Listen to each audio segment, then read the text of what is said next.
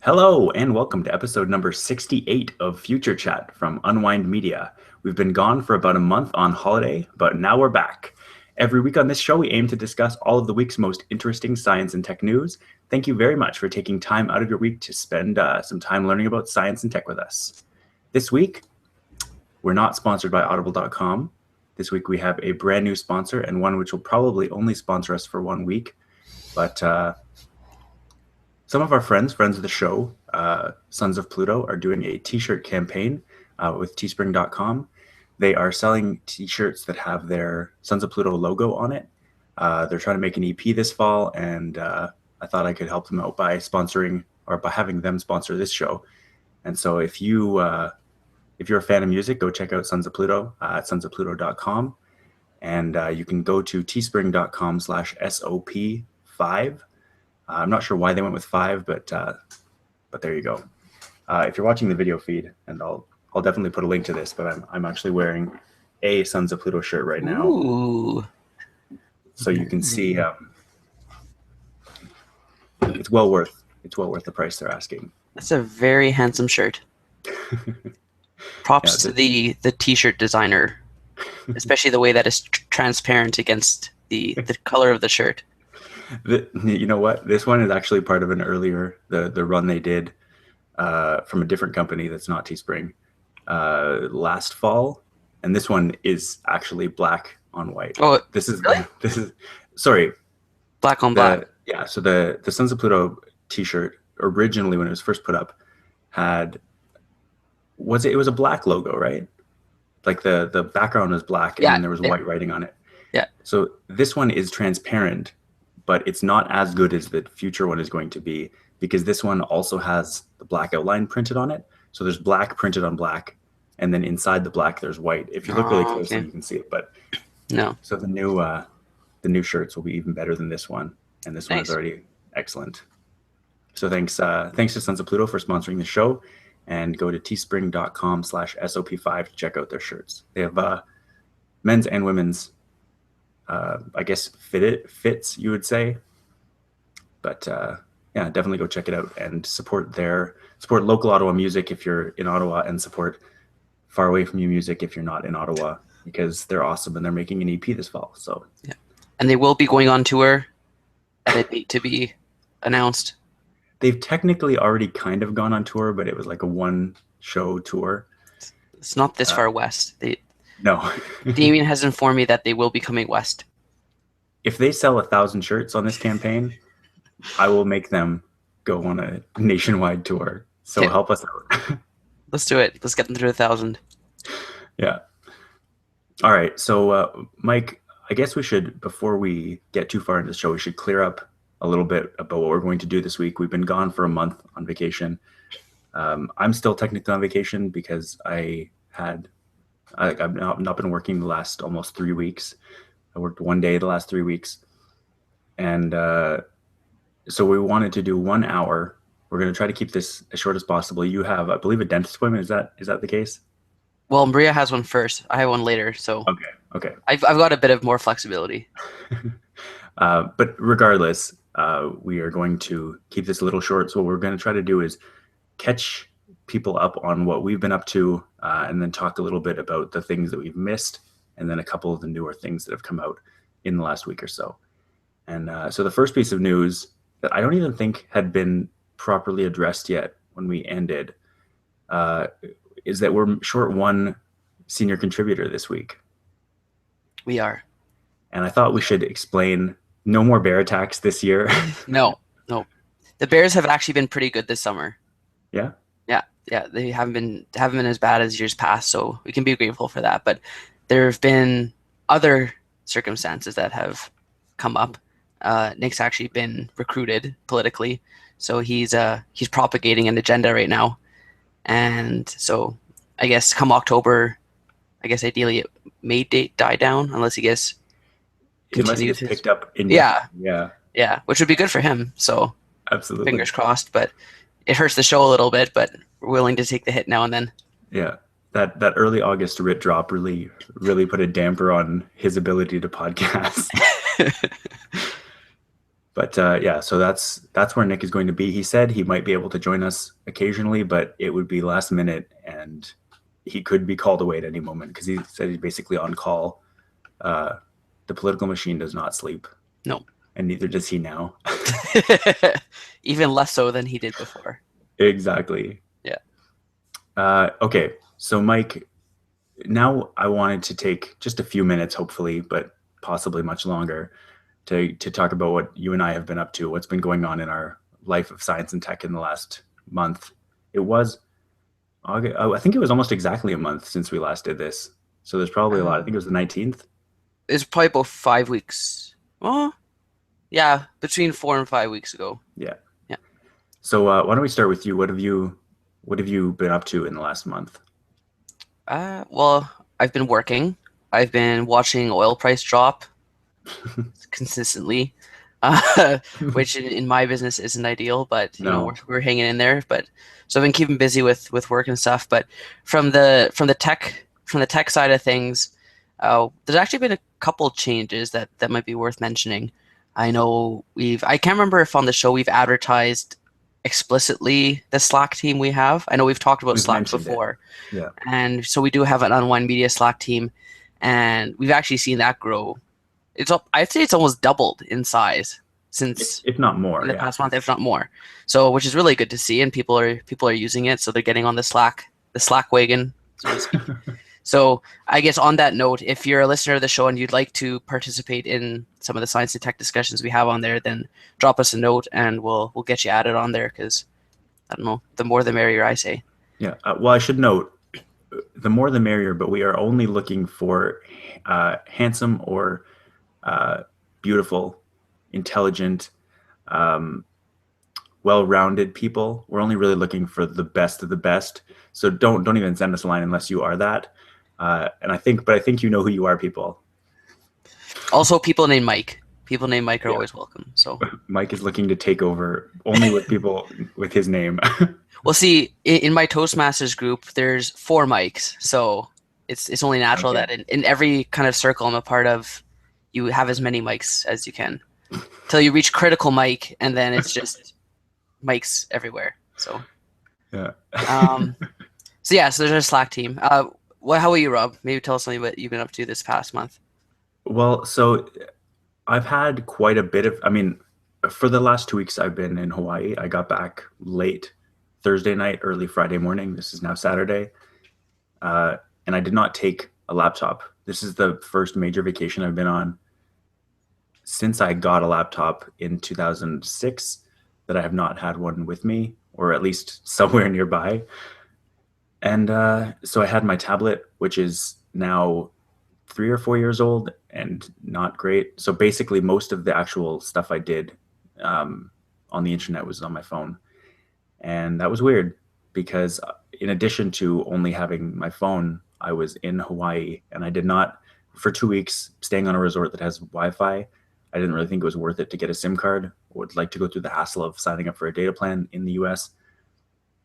So basically, I was in airplane mode the entire time looking for Wi-Fi hotspots, and that was also very strange. But I made it home, so obviously I can survive without without data. But I'm really glad to have it back. So Rob, tell me, how did it feel to live 2 weeks in Amon's shoes? It felt terrible most of the time because, I mean, okay, so there's 2 ways you can go about having no data. If you are in a place with bad connectivity, it's really, really frustrating because, or like either low connectivity or like spotty Wi-Fi networks where you try to connect something and it doesn't work that great. And so you're sitting there for 10 or 15 minutes just trying to get it to work. That's really, really, really frustrating. But the situation that I had was a little different than that in that it was all or nothing. Either I was on the resort and there was actually surprisingly good internet, or there was just nothing. And so that was okay because I could, for the most part, just accept that there was nothing and not have to look. Right. So in that case, it was fine, and I'm sure that's what Amon feels like most of the time. But one of the things I didn't even put in here that we should address is that if you want to get on a fairly cheap plan that has fairly robust data. And I told him on this, you should sign up for one of Mobilicity's plans. They have a specific back to school plan for, I think, $40 for unlimited everything. It's one of those plans where they give you unlimited data and they say after, I think, 6 gigs, it'll go throttle down to edge speeds, I guess, or like slower speeds. But that you should definitely do. I told him on about this $40 plan. He's like, that's twice as much as I'm paying now for literally nothing. So yeah, because Mobilicity was bought by Rogers, or at least, yeah, they were, and all their spectrum was taken over. So they'll be slowly transitioning that over, and Rogers have said that they're going to grandfather all Mobilicity plans, more or less keeping them exactly the same. Yeah. Obviously, you're going to get a bit more robust networks, but for the time being, Mobilicity's only really works in without roaming, anyways, in major city centers, and Rogers have said that they're going to honor that. So they're not going to bump you up at the moment to the nationwide network. They're going to keep you just on the cities, which is a little ridiculous. But then again, $40 unlimited. I guess that's all you can really ask for. Yeah. What kind of speeds were you getting on the hotel Wi-Fi? I didn't even have to check. It just wasn't noticeable enough to be like... It wasn't an issue, no. Oh, good. I was able to stream video. I was expecting, every time you go on a trip like this, you get to reassess, reevaluate how sort of enterprise networking works. And this time I had no issue with it. So I guess we're okay. But again, I was on a very old iPad, and my phone, it probably needs less bandwidth than I would think. Even if I was streaming an HD video on a phone, it doesn't need to be huge. Yeah. So you wouldn't really notice like a low quality video or something. That's really the only thing that would push the bandwidth. Yeah. It's weird. Every time I walk into a coffee shop or anywhere that says, oh, free Wi-Fi, I'm like, why would you need free Wi-Fi? Like, who uses Wi-Fi when they're out of the house? That's just weird. And I'm like, oh, because people don't have unlimited data. Okay. Yeah. There are people who are literally and figuratively tethered to those Wi-Fi networks, even if they do have a data plan, because it's not unlimited. Yeah. So.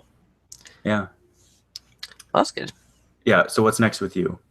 Okay. So for those who don't know, Rob is now married, but you should be married because we talked about it. So I went to Ottawa for Rob's wedding, and while I was there, I was traveling, and I brought my phone. I'm not used to taking like a laptop or a tablet or anything, so just having my phone with me is just kind of normal for me. And I'm on a grandfathered City Fido plan, so I had to make sure that I was covered, roaming wise. And they said, yeah, as long as you stick to data, then you're covered. Minutes and stuff is its own thing. But they actually, I can't remember if I mentioned it on the show. I think I mentioned it to at least you, Rob, that they tried to sell me a Canadian long distance plan. But I kept saying, like, so I'm covered for data, right? They're like, oh yeah. I'm like, well, I'm only going to be using, voice over LTE calling, so it should be fine, like through the Hangout styler. Yeah. And they're like, oh, maybe we should get Canadian long distance just to be safe. I'm like, no, I'm okay. So I was able to manage with just that. And either way, I was able to just kind of get around with Hangouts message or Facebook message or that kind of thing. And of course, Google Maps worked perfectly, and I was able to navigate around Ottawa. No problem with that. So that was good. And I also picked up one of these GorillaPod tripod things. And Robbie, you've told me about both of them before, and I thought they were kind of a handy little thing. So picked one of those up too. Yeah, there you go. There's one holding the camera that I'm using right now, and I have this one. So, yeah. So yeah, and I used this morning for a Periscope session that no one chose to watch. One person chose to watch. 8 a.m. It's 8 a.m. It is 8 a.m. We'll go with that. Yeah. So yeah, tech wise, I was able to work with my phone while abroad without any hiccups, and picked up a nice little tripod while I'm at it too that holds onto my phone. And I guess another piece of semi follow-up or / no change is the smartwatch market is still kind of trickling in with the second gens. We've seen hints or leaks of a second gen Moto 360. Asus obviously a while ago announced their ZenWatch 2, and we're still kind of holding out for the actual release of the second gen smartwatches. Samsung's supposed to release their second Gen Gear smartwatch in the next 2 weeks, I think, at IFA.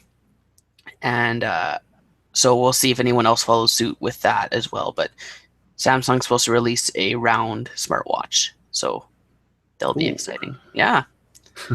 But yeah, for those keeping score, following along, I have not bought a smartwatch yet, and we'll see how the second gens look and if it kind of tips me one way or another.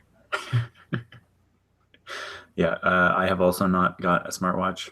Both my wrists remain unadorned, even though I am married now. There's no more wedding costs to pay. I'm working on the convincing of my now wife to get the Apple Watch. She remains convinced that at Christmas I will still want the first generation one, even though then the second generation one will be somewhat imminent, at least in its announcement. I remain unconvinced of that fact. So we'll see how it goes. I'm keeping a little envelope of cash stashed in my house and hoping that I can. She knows about it, but I'm keeping adding to it so I can be like, look, I have several $1,000s. Can I put like 20% of that towards? But yeah, it'd be really cool to try one. And that's the thing I'm mostly working on now is like, let me try it for 2 weeks. How about that? That doesn't cost anything. I'm on Windows 10. This is the first time I've actually officially podcasted from entirely on Windows 10. You'll remember when the beta first came out, I had my computer on Windows 10 running Hangouts and Chrome and all that on the Insider program, but the actual recording, because I didn't trust Windows to do that and I wasn't going to install the entire Adobe suite on my Windows 10 installation, I was just using my laptop to actually record. But this is my first podcast fully in the Windows 10 environment. And as I've mentioned several times now, it's basically like 8.1. It's not different enough to really even the casual observer, if they were on Windows 8.1 and are now on Windows 10, unless they sat through the entire installation process watching it, you probably wouldn't even be like, oh, there's a couple new features. Did this get a small update or something? So everyone who's saying Windows 8 and 8.1 are terrible and Windows 10 is great again, I mean, come on, it's the same. I even set it up. This is mostly to troll people. If they ask me about it, I set up my start screen to take up the entire screen like it did in 8.1, whereas now the default start menu is back to sort of coming up from the left corner of the screen. So I've made it basically look exactly like Windows 8.1. That was the biggest change that came up, and I just moved it back to the way it was. I wanted to talk briefly about my experience since June 30th or so with Apple Music. I think I mentioned that, like we've obviously talked since it was out, but I've used it quite a bit in the last month. And there was a news piece that came out probably in the last week saying that something like half of people had stopped using the free trial about a month, 6 weeks in, according to this, I guess, survey done by some company on the internet. And there are all kinds of these companies, and they release surveys all the time. And then immediately there were other pieces that came out that said Apple's commenting and saying that this is ridiculous, and like something like 90% of people who started the trial are still going strong, and everyone really likes it. So basically, story of the day is there's this free thing right now that's free for 3 months, and it's really meaningless who is still using it until the 3 month is over, and people have to either start paying or not get it anymore. And halfway through the trial or so right now, I remain convinced. I'm probably going to sign up for this when the trial ends, because I went to a cottage for a weekend, for a 4-day weekend. I downloaded a bunch of music for the plane to Hawaii and back. And basically anytime I'm sitting around, I can just open music, like refresh the For You feed. A bunch of new playlists and albums come up that sort of remind me of music that I like. And it's proven extremely beneficial. I always have something new to listen to, and I don't really have to think too hard about it.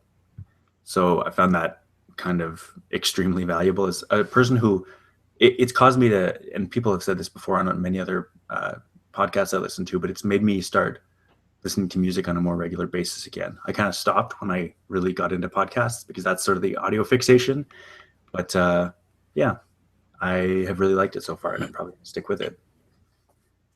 Um, yeah, it's pretty good at knowing what kind of music I like. It's slowly learning what kind of albums it should suggest.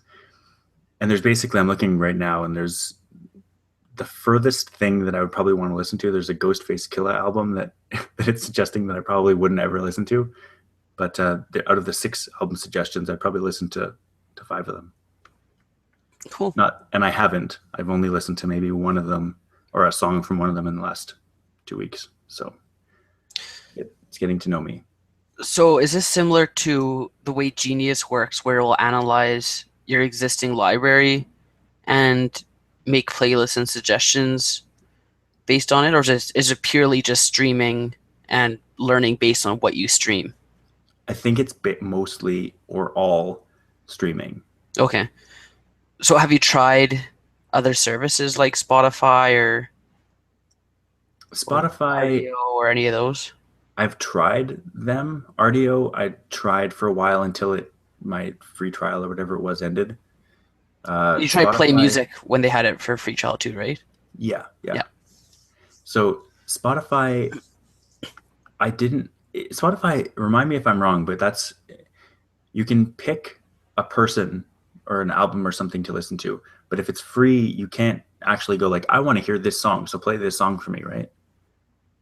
Unless you pay for it. I haven't actually used Spotify. I only know it as a streaming service that people use. That was my experience. It was more like a sort of radio type thing. Oh, where okay. you could, like, if I wanted to listen to, obviously Taylor Swift isn't there, so that's a bad example. But if I wanted to listen to, say, Radiohead, I wanted to listen to an album by them. If I click Radiohead, it'll start playing stuff that either is or sounds like Radiohead, but I can't go to an album and play that album. Oh, okay. Unless I'm paying for the premium version. Okay. Correct me if I'm wrong, because it's been a while since I tried that, but that was my experience, and it wasn't for me. And I've tried, like, iTunes Radio is the same way. I have a US iTunes account, so for like sometimes I'll switch over to it, see what iTunes Radio was like in the last year or the last 18 months or whatever it was. And same experience. Like, if I want to listen to something normally, unless I'm giving myself over to radio and just sort of letting it take me, if I want to listen to an actual album or an actual song, I want to be able to look up that song and play it. I don't want to have to, like, if I want to listen to Beyonce, I don't want to just listen to quote unquote Beyonce radio. I want to actually listen to the thing I want to listen to. So Right. Yeah. So that one more thing that I just wanted to bring up as follow up. I bought more Soylent yesterday. I had this quote unquote 7-day supply that I bought at the end of June, the very, very end of June. And basically what I've ended up using it for is I don't take any lunch to work. I just have a bag of Soylent at work, and I use one serving of it, about 1.5 scoops for lunch. And that's basically all I use that 7-day supply for. So it's 28 meals or approximately. And it lasted me about a month. I still have a tiny bit of it left, just enough to get me through next week. And so I really like it. I'm sold on it, at least as a lunch replacement. And I'm really hoping that we'll get to a bit later in the show. Actually, no, I guess it's right at the end of follow-up. We'll get to some of the controversy that Soylent has come up against in the last week. But I'm sold on it, and I'm gonna keep going. Lawsuits in California notwithstanding. Did you have anything else that you wanted that has come up in the last month? I guess regarding Soylent, have they come out with any more revisions or updates? I can't tell if you're foreshadowing me, but thank you if you are, and way to be prescient if you're not.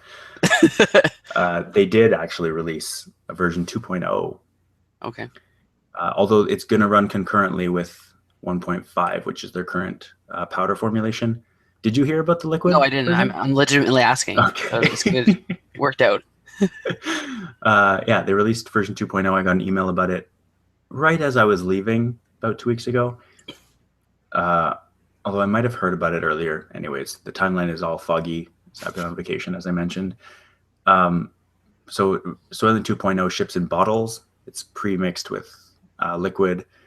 Hmm, It's a little bit different, but they're trying to keep to the idea of total meal replacement. There are a lot of people who couldn't mix every day or didn't want to mix this entire bottle. Um, so they come in 400 kilocalories. This is just going from memory. I love Soylent. Like I really like the idea, and so I did a bunch of research on it. They come in 400 calorie approximately bottles, so that it's 1/5 of your daily requirement.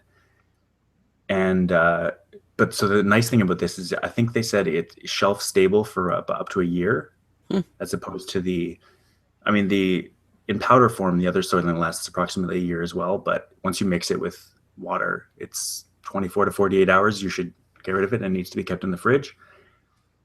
So this one is extremely stable. It doesn't need to be refrigerated. I guess probably when you open it, you should refrigerate it, but it can Right. be just shipped. They were saying that one of the things that they wanted to avoid in making the original Soylent, one of the reasons they didn't pursue that avenue in the first place, is that shipping water around is kind of a huge waste, but people wanted it, and so they're going to give that option. Right. As I said, they're going to keep running the version 1.5 as well, the powder, and that's what I ordered. Yeah. It sounds like they're trying to compete or at least match what other companies like Boost offers Right. with their easy grab, grab a shake and have it after your workout type thing that you don't Yeah. have to mix, right? Yeah. So I guess yeah, they're trying to meet customer requests, I'd Right. imagine, and hopefully, like I know I've tried Boost in the past and it was super oily, I have found. Okay. So hopefully this one wouldn't have that same kind of oily Right. aftertaste that drinks like Boost have. Just I'm guessing because Boost is made with more of like an oil-based liquid versus Right. just strictly water to give it that shelf Yeah. stability. Yeah. So Yeah. well, we'll see how this one goes and how reviews are. Because is there an easy way to look at the revision reviews from customers for Soylent? Yes. Yeah. Okay, so I guess as long as people can give feedback, then Yeah. it's They're very good with yeah, feedback. yeah, I found at least. that's good. But so yeah, I'll keep people updated obviously as the second round goes. I'm still, if I could get the formulation without any sucralose, I would do that. But for the time being, for lunches, I'm willing to take that hit. I guess we'll move on from in the last month and transition smoothly into the Soylent news from last week. Uh, and honestly, this is sometimes we get these stories and we look at them and we sort of go along with the sensationalism, but I just want to stop this sensational article immediately in its tracks. So there's a controversy. There's a lawsuit that's been filed in California. There's this nonprofit organization called As You Sow, which I guess is I guess they're a sort of environmental watchdog agency.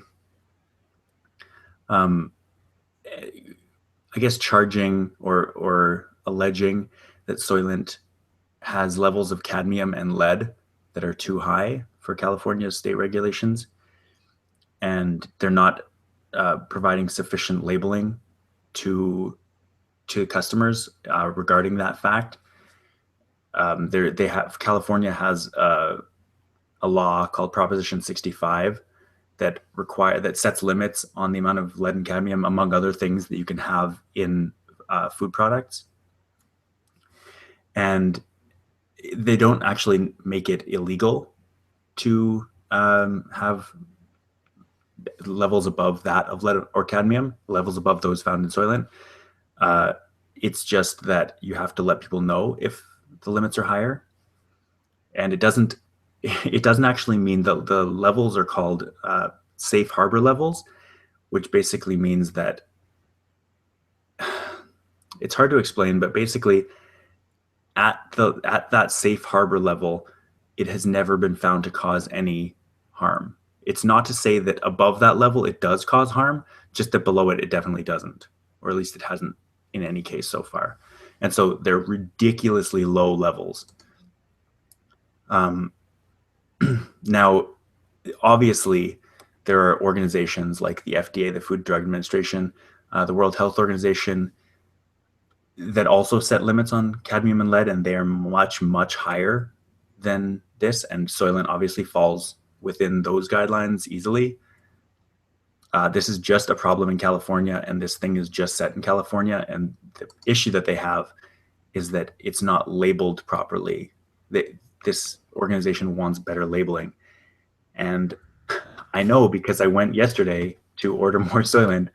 I had never actually looked at this before, but looking at it now, when you go to soylent.com/checkout, and after having placed your order, right underneath the purchase Soylent button, it shows you where they ship, and there's a little line right after the purchase button that says, California residents, please click here for Proposition 65 information, where it goes into great detail about the proposition and provides a warning and tells you how much stuff there is, comparing it to other foods. There's all this information showing that it's safe, and you eat all these other foods that have more. So this just seems like it isn't a thing, and it doesn't scare me at all. Basically, I think what this environmental group wants to do, they don't actually want to sue them, although I'm sure they'd be happy to take some money, or I don't even know how lawsuits would work if a nonprofit sues a company. But I think what they want is to have better labeling. Mm-hmm. But basically, I think what Soylent is going to try to do, or is trying to do, is to say, this is ridiculous. The fact that we need to label this, no food company wants to put information on their packaging saying, oh yeah, our levels of cadmium and lead are above any amount of level. You don't want to have to mention, Right. Like all kinds of food has lead and cadmium in it. It's just very low concentrations, as is this. But yeah, a food company doesn't want to put that on their label, and so they've sort of, I guess you could say, they've kind of skirted regulations by just putting the label up on their website, but they don't have any storefronts, so they have no obligation to put any more information than that. But that's the kind of thing that this organization is trying to get them to do, is to more clearly label what the amounts are so people can make their own decisions. But as I mentioned, there are things like the FDA, the group that's in charge of regulating food, that has been fine, that's fine with the level of lead and cadmium in Soylent. And so Right. I'm not worried in the slightest about this. Yeah, I don't know. Food and drug regulation is this really weird, stupid thing that is so tied up in legalities and just trying to find that line between informing the public and not only telling people what they need to know, kind of. Mm-hmm. Like, I can see both sides of it. Like, I agree that there should be transparent packaging to say, if the law requires them to do that, then they should. But yeah, like, if you say, oh, this food has, exceeds the guidelines as set by Proposition 65 for lead and cadmium content, it's like, oh, I don't want to eat that, right? But yeah, it's like, well, that apple you're eating, I don't know if apples actually do, but you can say, well, the apple you're eating has, just as much lead, right? But it's like, even saying that, yeah, that's one thing. It's like, oh, then it's not bad. But then it's like, well, should I be eating that apple? Yeah. Like, you know what I mean? It's one thing to say, well, these other foods have just as much, but does that make it good? Like, I don't know enough about it to say, I guess, yeah, you trust the FDA in the guidelines they set. And if it's at least meeting those, then anything in excess of those guidelines are kind of, yeah, it'd be good if it met those different guidelines, but as long as it's kind of meeting the FDA, then you're clear. But I guess then you rely on the FDA to revise your guidelines if needed. Yeah. And I don't know the backstory with this proposition in California or the FDA's guidelines to know where either comes from and why they're different. I'd have Yeah. to look. I have to look more about it on my own end to have any sort of opinion one way or the other. But it's. I'd like to think that if there was a danger to health, then the FDA would step in and make that recommendation on their end. Yeah. Yeah, they compare. They have in this information. They have a bunch of, like I mentioned, the comparisons between normal, like other foods you'd find in a supermarket, and Soylent. It's just the version 1.5, the powder, that has these levels that are too high, I believe. But basically, another chemical they're looking at is arsenic. These are measurements in micrograms per serving, and fish especially apparently seems to have very higher concentrations of Mm-hmm. things like cadmium and lead, as well as arsenic. And you mentioned the example of apples. It's a pretty well-known fact that apples mostly contained in the seeds but have a ton of arsenic in them. Yeah. Like, apple seeds are pretty poisonous to anybody who eats them. If you chew open the seed, I think if you just swallow the seed whole, it'll just pass through you. But yeah, You'd probably have to eat quite a bit, like quite a bit of apple seed you'd to. have to eat a few apples worth, probably. Yeah, you'd need like an apple seed pill Yeah. have any effect. And yeah, don't do that if you're thinking about it. But yeah, so I would say don't worry about this. Obviously, if new things come to light, be aware of it. But in terms of these concentrations, they're not too high. I think this group just wants better labeling, because that's their goal, is to have Which things I can labeled appreciate properly. that. Yeah. In an ideal world, what we would have, and this would just be ideal for mega nerds, it'd be really cool to have all your food just list every ingredient that is, like, not every ingredient, but every chemical Right. in it by mass, just so you can see Like a spectrometer output. Exactly. It's like Yeah, this is 10% hydrogen, 8% carbon. Yeah. that'd be amazing. That'd be like your nutrition information. Yeah, but it would be terrifying too, and it would also, like, if you'd have to have dual labeling, you'd have to have it by element, and you'd also have to have it by compound, because Yeah, that's there are true. things like formaldehyde that if you just had the element breakdown, you'd be like, that's nothing. So yeah, it's chemistry is hard and chemistry is weird, but in this case, don't worry about it, basically. So I guess we'll move to the real show. How much time do we have? That took a long time. That took almost a whole hour. No, we started at like 10 after. Oh, I know. We're 2/3 of the way through that hour. Yeah. So Google did a lot of things while we were gone. Do you want to introduce maybe some of the bigger changes, or at least the first big change? Sure. So unless you've been living under a technological rock the past couple weeks, you may have heard that Google changed its name. What? Yeah, I know, shocking. Why would they do such a thing? That's outrageous. Everyone knows who Google is. Why The would they big change company. their name? But okay, first of all, they didn't change their name. They created a new company that Google now lies underneath. So Mhm. this new company, Google is a subsidiary of this new company. Yeah. So what was formerly known as Google, owning, Nest and There's their a smart bunch of cars. companies. And Yeah. what's that? There's a bunch of companies. Yeah, a bunch of companies and a bunch Basically- of projects. They're Yeah. based, right? So Google used to be just, yeah, that's a Google thing. That's a Google thing. That's a Google thing. Now they've created this new company called Alphabet, that Google being the search engine, YouTube, and Chrome, AdWords, and Chrome probably. Yeah. Now lie under, and I think Android isn't under Google anymore. I think Android still is, because Sundar Maybe. Pichai is Okay, putting it. I guess. Okay, fine. So Android, the search engine, AdWords, YouTube, and Chrome are all under Google. But then things like Nest are now a subsidiary of Alphabet, not Google. Yeah.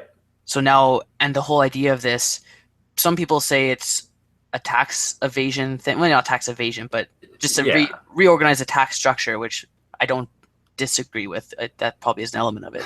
But the party line now is that it's just to reorganize and allow each now individual company to have its own CEO Mhm. to directly manage and oversee the operations versus I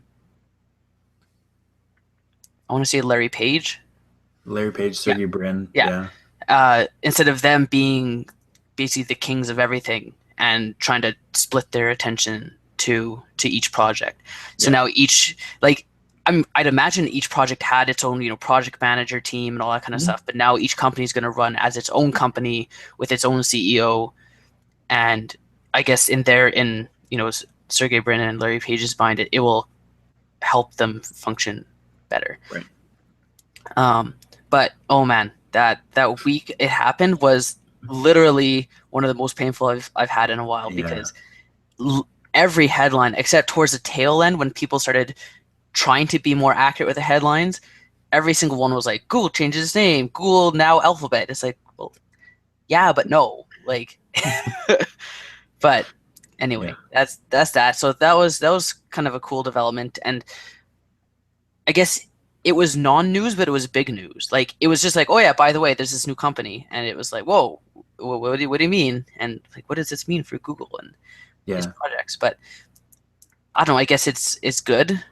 It's good to see them trying to be more efficient with their operation. Right. What's your take on the whole thing, Rob? So the thing that I found most interesting when I first read this news, and again, I was on my honeymoon when it came out, so I only read a lot about it, but at night, uh, is that this had been talked about internally, like it was already considered to have happened internally. And we saw that on this show, we talked about it all the time without knowing it. We did a whole episode on Google Why. I'll put a link to it, but I think it was 24, if I'm not mistaken, somewhere in the low 20s. We did a whole episode about all these things that Google's doing that don't, like, they're moonshots, they're big ideas. And those are basically all things that are now not a part of Google. They're now a part of Alphabet. And as somebody who is working in government, I get this entirely. When you have a big organization that has to move slowly externally, even though internally it might be moving really quickly. So when Google bought Nest, everyone was like, why aren't they incorporating Nest into Google? And it's because this stuff was already being planned. They knew they weren't going to incorporate them because they were going to spin them out. And so now Nest is under a subsidiary of Alphabet, and it's not a part of Google at all. So they said for the last 4 years or so, this has been in the planning. And so putting Sundar Pichai in as the head of Android and Chrome last year was basically just a precursor to this. And now he's just the CEO of Google because that's just, he already was doing those jobs. He just didn't have the title because they hadn't officially made this change yet. And I'll let you make a point, but I just want to say one more thing relating to government slowness. I have literally experienced this exact same thing that Alphabet's trying to do. NSERC is, my job, I'm working basically for the corporate side of NSERC, Natural Science and Engineering Research Council. And so basically my team is in charge of delineating what projects fall under what umbrella at NSERC. And this past year, we've been trying to do a huge reorganization that needs sort of to actually become finalized. And so that we can report that way, we need basically a government rubber stamp. And this year, because there's an election, they declined to give that rubber stamp. So for the next year or so, at least, we're basically operating under this new system, but formally, officially, we're operating under an old system.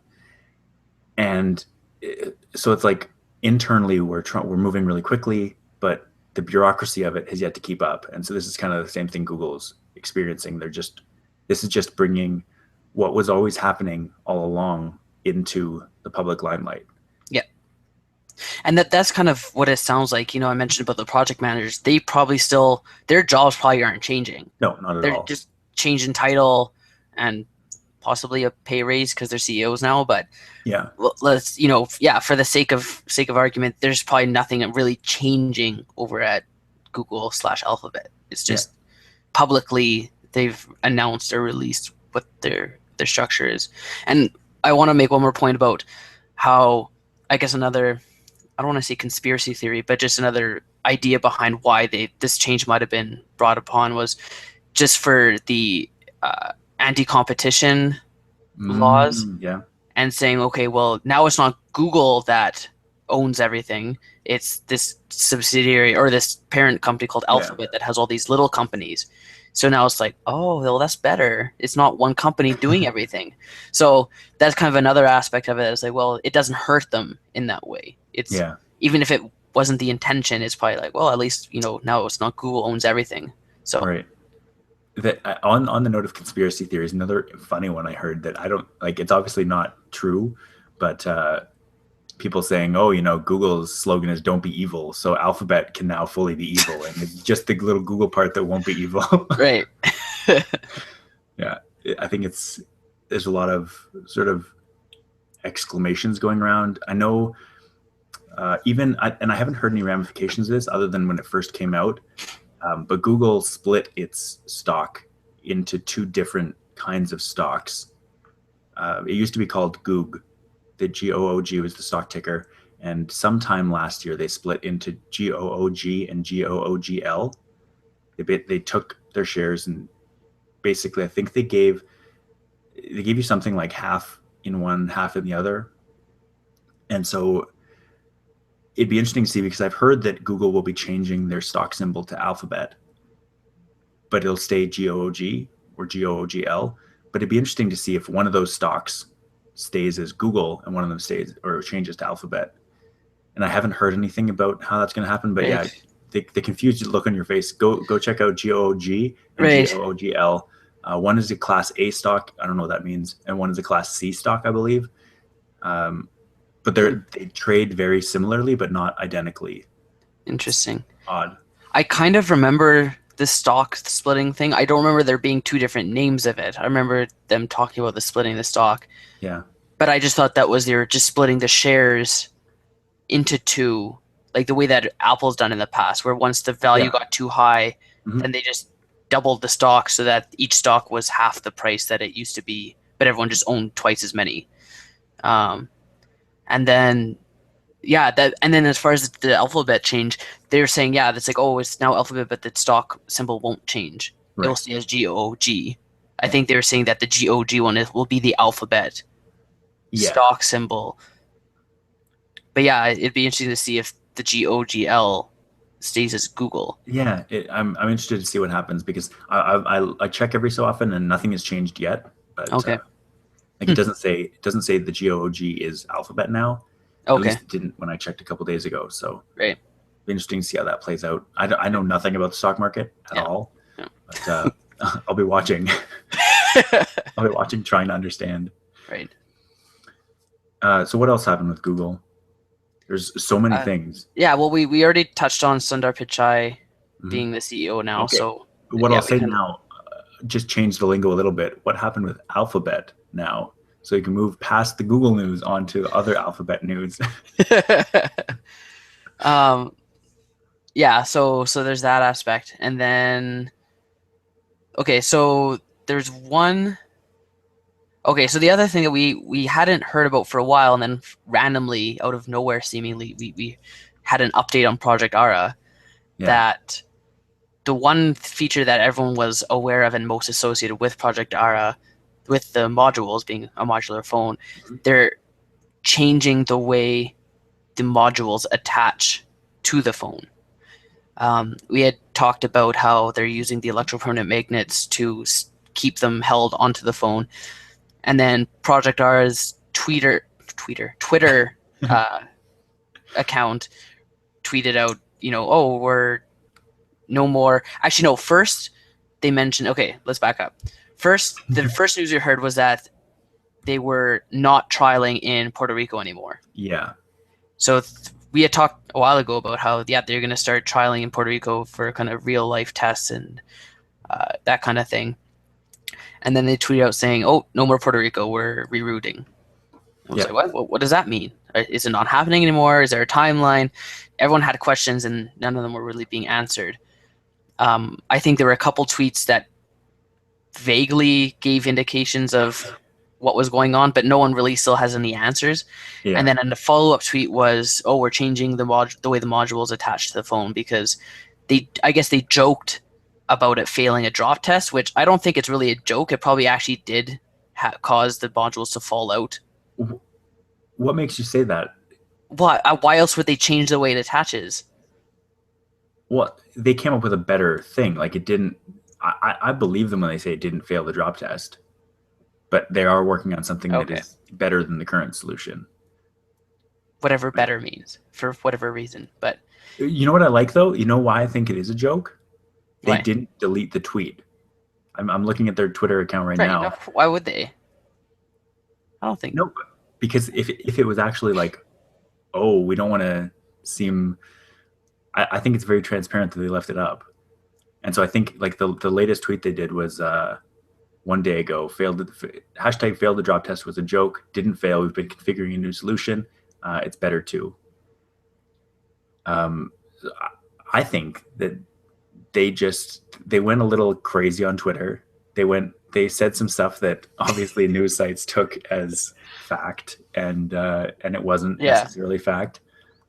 I just think it's funny. A lot of the sites were calling them out, being like, "Well, why wouldn't that be the first thing you try when you suggest or have this prototype? Was see if they stay in." But I guess on that end, it's like that's just sounded so ridiculous that it failed a drop test this far into the project. Yeah. That now all of a sudden have to change it. I'm like, that sounds kind of stupid. Like, who do they have working on that? But see, by that logic, I mean, I don't want to get into this whole diversion about smartphones and drop tests. But the new Samsung Galaxy and Note came out, and then Edge. They seem to be going pretty hard on the Edge stuff now. Yeah. Samsung has followed Apple's suit. They got rid of the SD card slot. They got rid of the removable battery. They've taken all these steps. I know that a few years ago, when Samsung phones did have the sort of the back panel that just came off, if you dropped your smartphone, the battery would come out more often than it would not. The panel would just pop off and the battery would go flying. Is it not like every phone though that has a back panel? That's what I mean. So it is a problem that is not necessarily 100% solved yet. And so I think that I trust the guys at Alphabet now, the guys at Project Ara, to do this, to do it properly, to actually come up with a solution that will cause these modules to stay on, because otherwise this phone is kind of a waste of time. Yeah. If you drop it, the whole thing just explodes into a million pieces. My RAM! Iron Man 3 all over again. So one of the solutions or suggestions, I guess, that I'd seen someone recommend on one of these blog comment threads was having a back panel that held in the modules that would still obviously be transparent and even contoured to fit kind of around the modules if needed. Yeah. Now, Rob, you're saying that you wouldn't like that. I wouldn't, I don't think, mainly because if I'm going to have a modular phone, I want everyone to see and be able to actually tell that it's modular. Like it just seems like a cop-out to have to put a case over it. Like the best people, there are people who make custom computers with cases, and the ideal situation where you have sort of a compromise is enclosing your entire computer case. But there are people who are computer aficionados that when they build their custom computer, they just have it out exposed to the world. Because they want to show it off. Yeah. And so that's the kind of thing, if I was going to have a modular smartphone, I would want to do that. Right. And so even if it was clear, that would help, but I would still be like, but then if I want to switch a mod, like this is the first world problems, but I want to be like, now I have to take off this clear case and I have to slide the thing out and I have to slide the other thing in and I have to put the clear case back on. That sounds, in terms as as far as really advanced technology goes, that sounds terrible. But it's the future. Like it's what, if we want to have a modular smartphone, you want to have it just be beautiful, no case. I don't like cases on my phones. And if I had a modular smartphone, I still wouldn't want to put a case on it. If I had to and there was no other option, I would. But for the time being, I would prefer to have no case, and I'd prefer that modules just stay in unless you want them out. And that's what it sounds like they're able to do. As well as that works, who knows yet? But yeah, that'd be cool to have. That's the thing that I'm most looking forward to, I'd say. Yeah. So to summarize, current status of Project Ara is still piloting, but they don't know where or when, and it'll have a different attachment method than the permanent electric magnets. Yeah. That they originally going with. Yeah. I don't think we had any other alphabet stuff. No. Um, I did want to briefly talk. Do you want to talk about the Google router? I really have nothing to say about it. Google released a router. Yeah, I thought it was cool. What did you want to mention it, or? It's cool. I mean, I'm the person that would own a $200 or $200 and something dollar.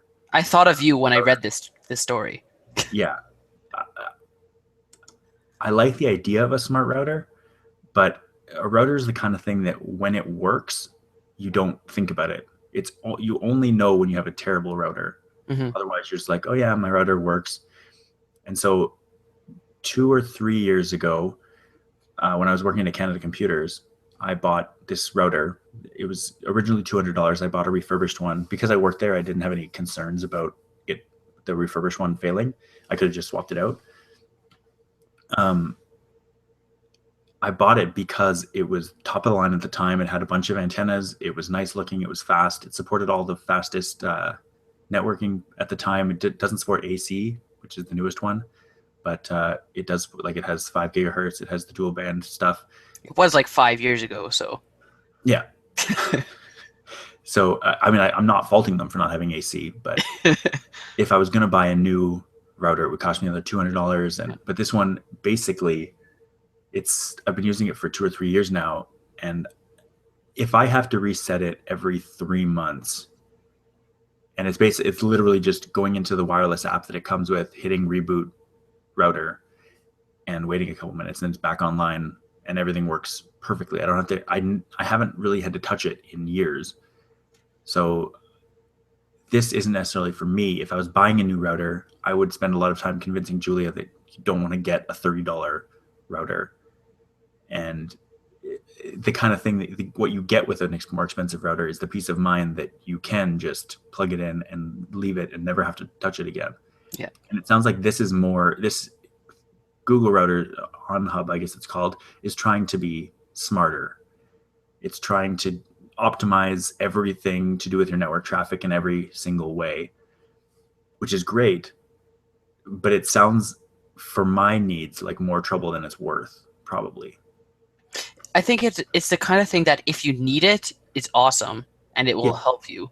But yeah, if you're just your everyday consumer, you're probably not going to have a ton of use for it.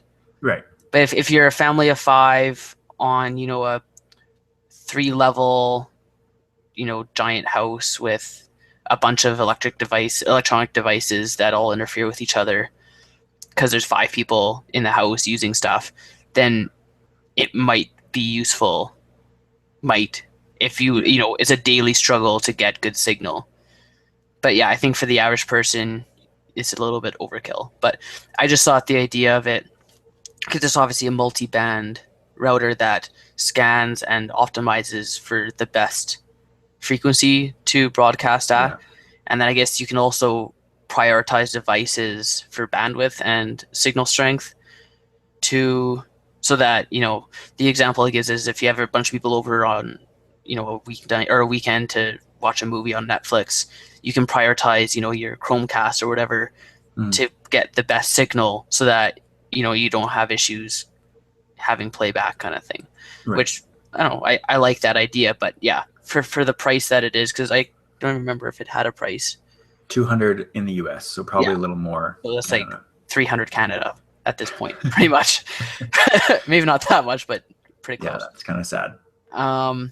So yeah, I'd say a little bit overkill, but I guess it's Google and it's geek cred and it's fancy. So yeah, the thing that I like the most, and this is the thing that other manufacturers are kind of starting to get on board with, is the mobile app thing, where you can connect via an app instead of going to whatever it is, 192.168.0.1 whatever your IP, and configuring it. Yeah.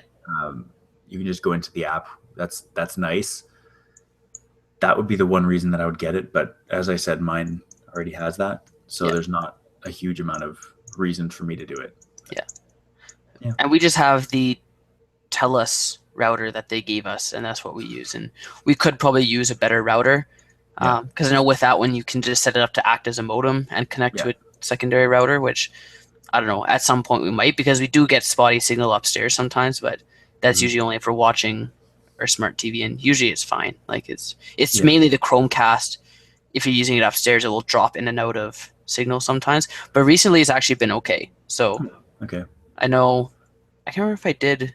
Oh, I think I did like a disc or a follow-up note at the end of my, was it my Mi Band post about the Chromecast? I can't remember. I mentioned somewhere about my follow-up Chromecast post, but that it kept dropping in and out. But it's actually worked the last couple times I used it. So good. Maybe had a hardware update that kind of it has updated a couple times. Every time I boot it, it usually has an update to download. So it might have fixed something within it to kind of keep the signal a bit better and stop it from logging itself out all the time. Right. So yeah, I listened to a podcast called the Accidental Tech Podcast. It's a fairly popular technology one, and they were talking this week about about modems and about routers, and how one of the hosts, John Siracusa, had a very old modem he had to go and troubleshoot, and he was one of the guys, and I do the same thing where I got this modem he got it from Verizon, I got it from Rogers, but I immediately turned off the router functionality, made it just a modem, plugged my router into it, and have not had to touch either.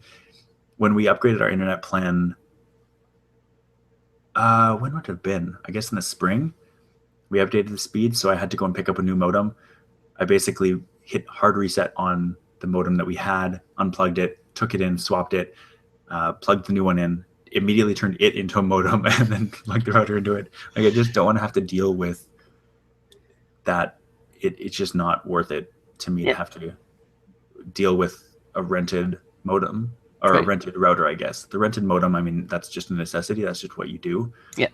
But I don't have to deal with the networking of whatever Rogers thinks is best for the average consumer. I like having my dual band. I like having my my high speed networking. Obviously, the plan we had signed up for is 150 megabits down, 15 megabits up, and so I didn't want to have to deal with any limits that this router might have had, and I know my own, so that's the only solution, really. Yeah. All right. So I guess that's it for Google. We have a couple things. I don't know how much time do you have. We have a couple things that I'm okay. Okay. Yeah. So what I'll talk about now, I saw some research come out in the UK about smoking versus vaping. So for people who are not aware, smoking is bad for you.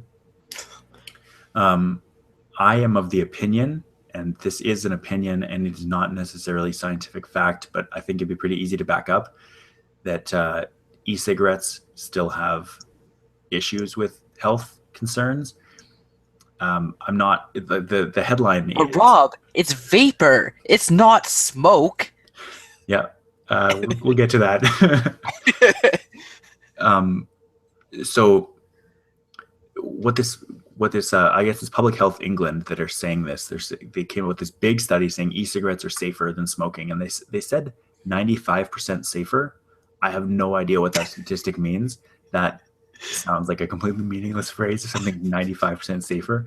Also, we're talking about it being 95% safer than something that has killed millions of people in the last 100 years from cancer. So if it only kills hundreds of thousands of people, I guess that's technically better, but it's still not great. I just don't know why people think.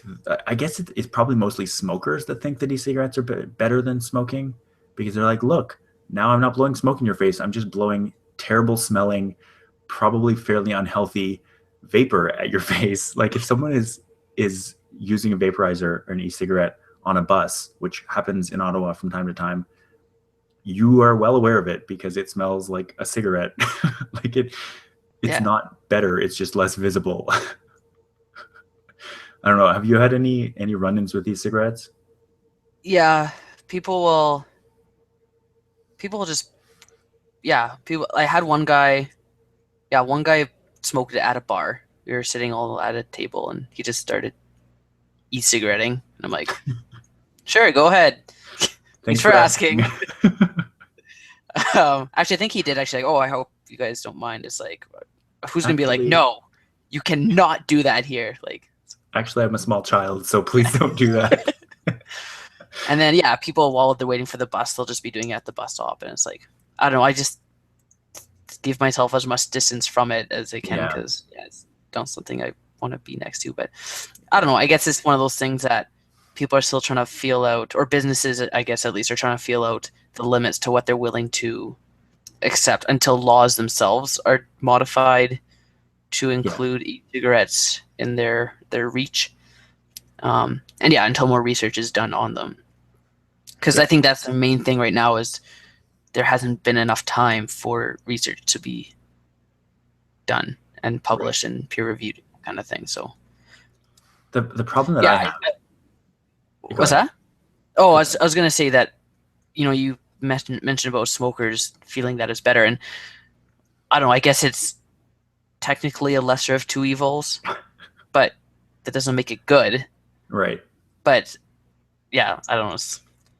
I don't want to be a buzzkill and be like, no, it's still going to kill you. Like, I guess good for you, but you should try to quit both, I guess. But yeah. I don't know. If you're using e-cigarettes, apparently now people use it to like just smoke marijuana, these things, because they sell like marijuana juice. Like I think it's called juice for it. Right. That has marijuana. Like you can make your own apparently, and you'd never know. Like I guess you'd smell it because it smells like marijuana. But yeah, it's like that's strange. Yeah. I don't get the whole putting things into your lungs that aren't oxygen or inert gases in the atmosphere.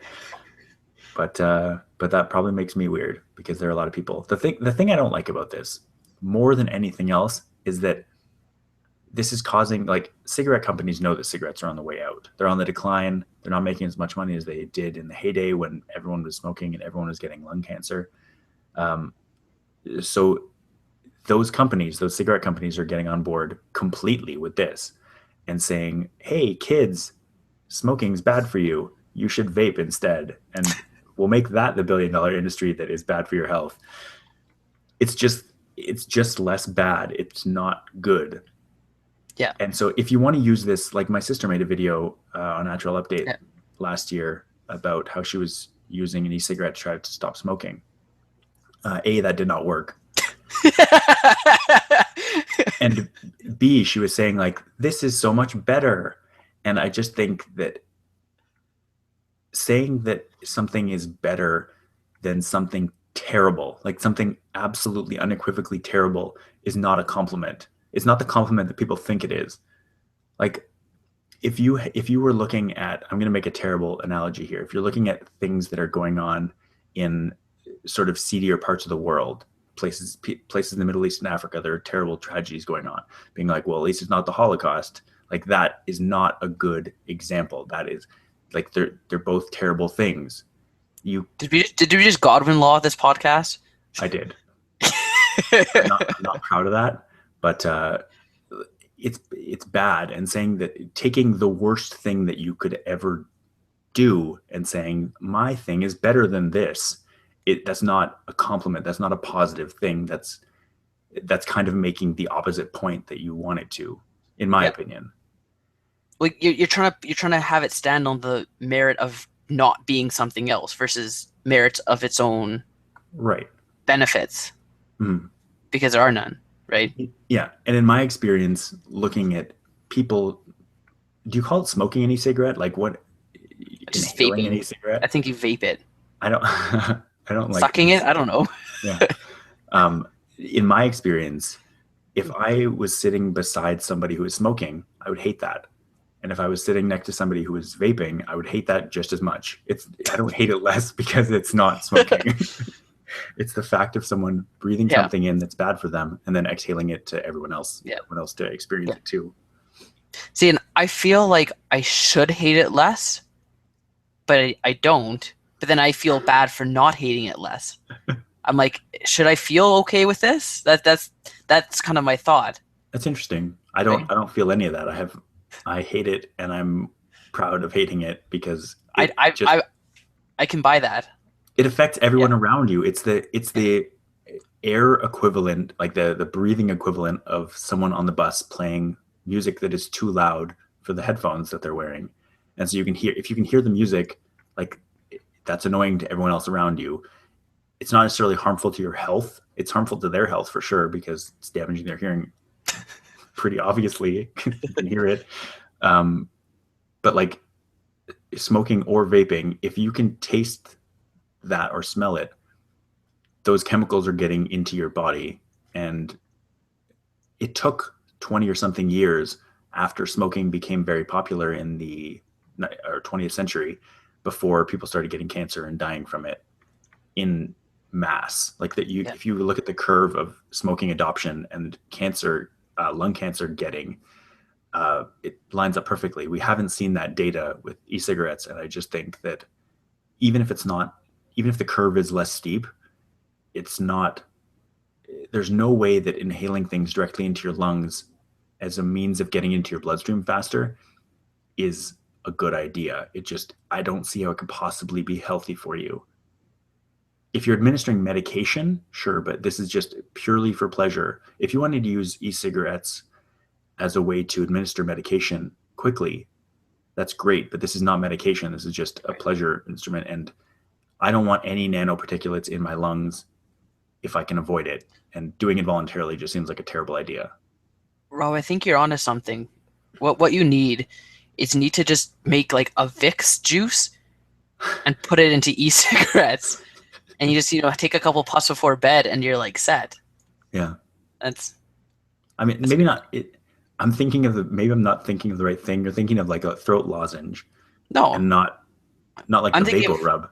I'm thinking of a vapor rub. Oh, why would you want that in your lungs? No, like Vicks vapor rub. Right, but is the therapy in the lungs or is it No, in the the therapy is chest? when you breathe in the fumes to like relax your chest congestion. But if you're just inhaling it directly into your chest, then that's what you want. I haven't used vapor rub in a while. I assumed the therapeutic nature was the fact that it is like on you, but it's the fact that the smell goes into your lungs. Okay. Yeah. In that That's case, why it yes. smells the way it does. You need a lot lower concentration of that the therapeutic effect. I think that if e-cigarettes lead to that kind of thing where medication is put into an e-cigarette dispenser, I think we may have something, but I just don't think this pleasure chemical thing is in any way safe long term. Yeah, that's all I have to say. I'm going to put a video or I'm going to put a link to that article, but I'm also going to put a link to a video ASAP Science did on smoking versus vaping, just talking about the chemicals that are involved and the chemical byproducts that you don't think about are involved, things like formaldehyde that exist in both. Yeah. So, yeah. So is this, because when you were talking about chemicals, I was thinking about what we just talked about with the cadmium lead thing, that just because it has chemicals doesn't make it bad per se. Right. So you don't want to get into the chemophobia aspect, but also because that's a big thing with vaccines. It's like, look at all the stuff that's in vaccines. That's horrible for you. Like you don't want to base fear or opposition against something because there's chemicals in it. Right. It's specific chemicals in specific concentrations that are the problem. Yes, and where they're going is the other thing. Like, if they're in your lungs, that's pretty much bad, no matter how you slice it. Yeah. Anyways, we don't have a ton of time. Maybe we should just do your last story here about SETI. Yeah, I think this is kind of a cool thing, and again, this is one of those unexpected news items that like was kind of announced, and it didn't really make news mainstream. Like when something pops up in my Facebook feed, then I know it's like, wow, this hit the mainstream. This one I didn't see pop up like that, the same way that the Google thing did. But there was a donation by I don't have the name right in front of me, but some billionaire to SETI, the what does even SETI stand for? Search for Extraterrestrial Intelligence. Yeah. There's $100 million donation to them to commit more time to scanning the skies for signals from extraterrestrial life, or just extraterrestrial sources, I should say. Whether it's life or not, well, you wouldn't know till you kind of decoded any signal. But the basis behind SETI scanning is it targets specific parts of the sky and just basically listens and tries to kind of filter out noise and run algorithms to detect if there's any sort of signal in amongst the noise. And they'll usually tune it to listen for signals at certain frequencies that, the frequency of, was it hydrogen? There's something about the frequency of hydrogen resonance, is it? Or I can't remember the exact thing. What's that? It's possible that's what they use. Yeah, but basically because it's like such a common element that they figure that if there's extraterrestrial life trying to communicate, they'd broadcast at that frequency because it's a well-known and abundant element. But, basically they're listening and trying to make guesses as far as what to look for. And a big hurdle is just committing time because using the equipment is expensive because there's other scientists and stuff trying to use it and that kind of thing. But now there's a huge donation that will allow them to listen for, instead of, 24 to 36 hours on a telescope, they'll get, thousands of hours, which is, you're multiplying your chances by 50 at that point. So it's, there isn't really anything more to it than just listening, but the more time you have to listen, the better chances of actually coming across something. So the people familiar with this project and the people at SETI obviously are considering this like a groundbreaking, monumental thing that hasn't really made waves outside of the astrophysical or astronomical community. But it's really good to hear about that this kind of research is being valued still. Yeah. Because it is purely a scientific endeavor. Like whether or not there's extraterrestrial life doesn't really impact us too much on a kind of close time scale. It's more thousands of years down the road it might become more relevant, but you got to put the effort in now. And the effort and the money specifically. Yeah. The world we live in, even if there were aliens, it doesn't really affect us imminently. And if it did, but if it did, we would want to know. Yeah. By the way, the guy's from Russia, and his name is Yuri Milner. Okay. The billionaire, as they say. So $100 million may not be much, but if you only have $1 billion, $100 million is quite a bit. Yeah. It's tax deductible or tax write-off though. So that's true. That's a massive tax write-off. That's more of a tax write-off than I may ever pay in taxes my entire life. Probably. Yeah. But I think that's it's very exciting. Yeah. This is like SETI projects are cool. We've talked about SETI many times in the past. We've talked about their SETI at Home project, where you can donate unused computer time to the search, to like crunching numbers. It's all really cool. Yeah. All right. Well, I guess we'll wrap it up for the week. Was there anything else you wanted to mention before we go? No, I think that's pretty much it. We'll be back to our regular broadcast schedule and hopefully have Nick back soon. Hopefully at some point, yeah. Be good to chat with him a little bit before the election, get his thoughts. Yeah. Hear a bit more about the agenda. All right. So we'll wrap up this week. Thanks again for listening to Future Chat. I will mention one more time, if you head to teespring.com/SOP5, you can get your very own Sons of Pluto t-shirt. It will look even better than the one I'm currently wearing. And you'll be able to support their EP and their very, very bright musical futures. If you do want to head to audibletrial.com/unwind, you can get a free audiobook and a free 30-day trial. But for the time being this week, I'm really wanting you to head to teespring.com/SOP5 or just go to sonsofpluto.com to check out their music and to see some videos and stuff. Okay, we'll be back next week with more science and tech talk, and you can find past episodes of this show and plenty more at unwindmedia.com/futurechat. See you guys next time. Bye. Is there any reason to do an after show, or do you have to go? I'm probably getting kind of close to having to head out, so I think we're probably good for the week. I don't think there's anything else too pressing to talk about. I think anything else is kind of more big picture stuff that if we wanted to, we could hold off till next week. Agreed. So we can leave it there for now, I think. All right. Well, in that case, enjoy your dentist appointment. I will.